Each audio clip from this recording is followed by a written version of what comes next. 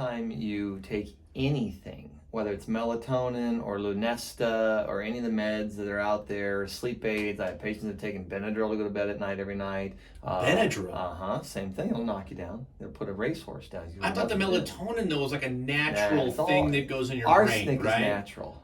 What is it? Arsenic is natural. Okay. Lead is natural. Okay. Don't forget those things, right? Yeah, but Plutonium those aren't is going to help you natural. sleep, though, are right? they? Or maybe The sleep idea is forever. Natural doesn't always mean good. Okay. Okay. So melatonin is okay to use as a crutch. It is meant to be used in a short window of time for very short periods.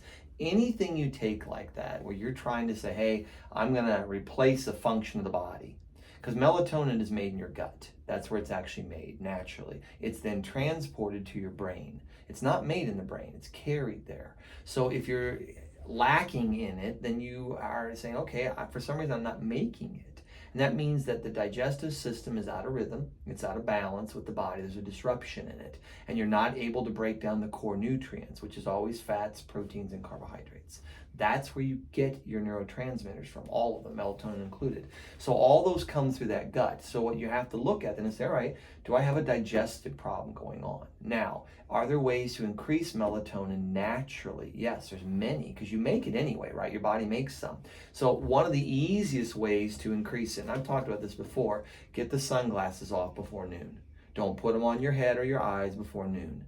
You make your melatonin in the wee hours of the morning from the minute the sun comes up till about noon. So in your home, you want your lights on bright. You want everything turned up in the morning. You want to leave it as bright as you can in your house up until about noon. Then after lunch, start turning all the lights down. Dim it, dim it, dim it until you get ready to go to bed at night. Where the kids get in trouble are the iPhones and the iPads and the Androids and all that stuff. And that light is constantly bombard.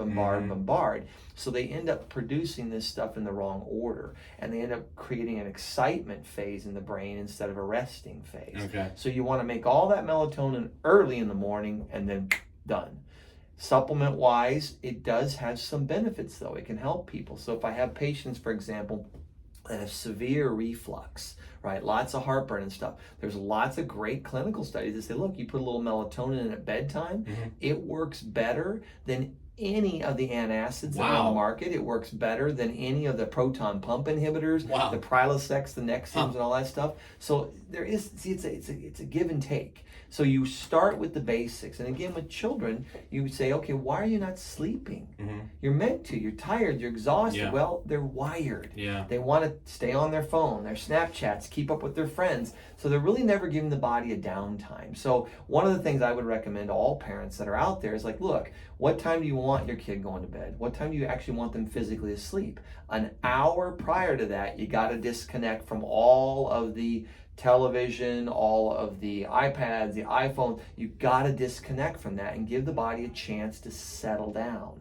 Otherwise, it'll stay alert all night and they'll just be groggy the next day. So is reading okay? What's the difference between reading and then maybe reading something on your phone? Is it the light that's coming from your phone? Absolutely. Okay. And that's a great thing. So yeah, you sit there with a book and you read, you know, especially a book that makes the eyes, because it's straining to read a little bit. Okay. But the phones and things, because they're bringing that blue wavelength into you and it's bright, it's constant stimulation, where a book is not. It's a dull page to it, and it just kind of takes you there, right? Go to class and read for a while.